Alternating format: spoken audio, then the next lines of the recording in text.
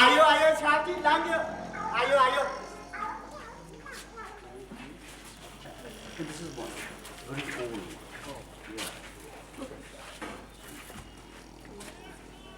This milk is a bit sad. This is sweet. Some क्या कर रहे हैं जनाब आप? तो ये दूध में बच्चे बच्चे ना Fire खाएं। should I take some sample? yeah. Take a snap. Take a snap. Want to take a snap?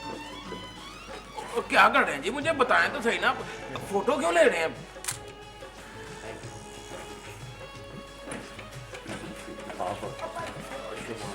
अरे जनाब आपकी शेव बना दूँ जी। Sample also. But ठीक है। अच्छा शाह जी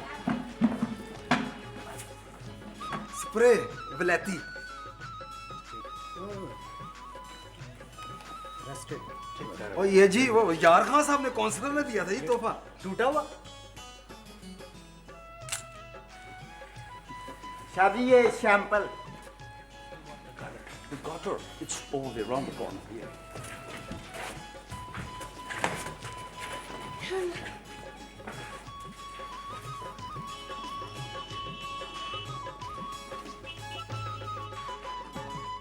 ये आंटी जी आप लाइन बना के खड़े हो लाइन बनाई थी लाइन बनाई ओहो बनाए चल रहे हैं लाइन में लाइन से चलो आ जाए आंटी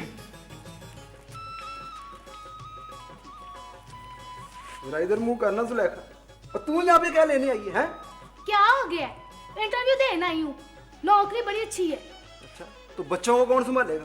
तू संभालेगा और कौन संभालेगा जा जाके घर बच्चों को संभाल और छोटे को दूध भी पिया देना अच्छा अच्छा मैं उनको संभाल लेता हूँ लेकिन तू ना अच्छा सा इंटरव्यू दही। अच्छा अपनी इज्जत का मामला है ये। बेफिक्र रहो और चलो लाइन सीधी करें आप चले। सीधी है